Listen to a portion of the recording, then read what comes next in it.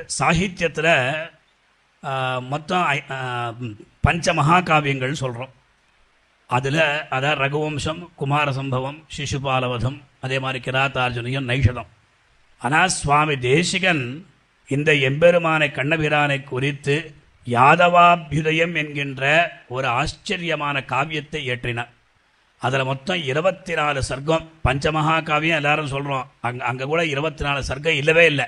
சுவாமி தேசிகன் எந்த ஆழ்வார்களாலும் ஆச்சாரியர்களாலும் யாருமே அந்த மாதிரி அப்பேற்பட்ட காவியத்தை எழுதலையா. சுவாமி தேசிகன் கிட்டத்தட்ட 2500 2600 ஸ்லோகங்களோட கூடிய ஒரு ஆச்சரியமான இந்த காவியத்தை இயற்றினார். அப்பேற்பட்ட, அதாவது இதெல்லாம் எப்படி வந்தது அப்படின்னா எல்லாமே கண்ணபிரானுடைய அனுகிரக விசேஷம்தான் அப்படின்னு சொல்லலாம். இந்த மாதிரி அந்த சாட்சாத் எம்பெருமானாக இருக்கக்கூடிய கண்ணபிரானுடைய அந்த திருவடிவாரங்களை ஆசிரியத்து அவருடைய பரிபூர்ணமான கிருபைக்கு அனுகிரகத்துக்கு பாத்திரமானவர் நம் தேசிகராக ராமானுஜ தயா பாத்திரம் அப்படின்னு சொல்கிறோம். அந்த ராமானுஜன் கண்ணபிரான தயக்கு இவர் பாத்திரமானார் அப்படின்னார். அதன் பிறகு கோபால விம்சத் இந்த ஸ்தோத்திரத்தை பார்த்தோம்னால் போகிறோம். நாம் சின்ன ஸ்தோத்திரம் பார்க்கலாம், 20 ஸ்லோகங்கள் தான் அப்படின்னு நான் நினைக்கலாம்.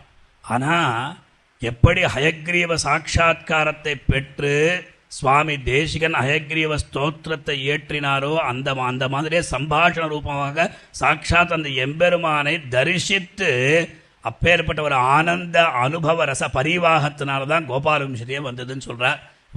கிட்டத்தட்ட ஜெயதி என்கிற ஒரு சப்தம், ஜெயதி என்கிற தாத்துவானது 5-6 இடங்கள்ல அங்கே வருது. அது மட்டுமல்ல, நாம் சின்ன குழந்தைகள் எப்போ விளையாண்டே இருக்கோ அந்த சமயத்தில் நாம் பார்த்து ரசிக்கிறோம். அந்த மாதிரி சுவாமி தேசிகனும் கண்ணனுடைய லீலைகளை அப்படி பார்த்து ரசிக்கிறா போலேயே அங்கே சொல்கிறார். ஆவிர்பவத்வ நிபிருதாபரணம் புரஸ்தாத் ஆகுஞ்சிதை கச்சரணம் நிபிருதான்யபாதம் தத்ரா நிபந்த முகரேண நிபத்ததாளம் நாதஸ்ய நந்தபவனே நவநீத நாட்டியம் அப்படின்னு சொல்லி அப்படி பார்த்து ரசித்து அந்த மாதிரிலாம் சொல்கிறார். அதான் நேரையே அங்கே பார்க்கிறா போல, நேரையே பார்த்து ரசிக்கிறா போல சாதிக்கிறார்.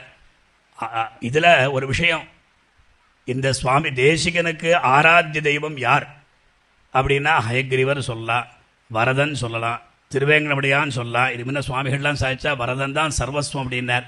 ஆனால் கிருஷ்ணன் தான் ஆராத்திய தெய்வமாக இருக்கலாம்.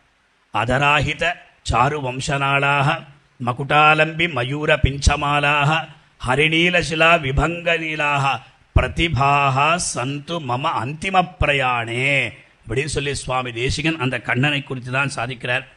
அதே ரீதியில் அந்த கிருஷ்ணானுபவம்லாம் நாம் பார்க்கலாம். இந்த யாதவாபிதையெல்லாம் பார்க்கச்சே அந்த அப்பைய தீட்சரை இத்தம்பி சிந்தியா சர்வத்திர பாவாசந்தி பதே பதேனர்.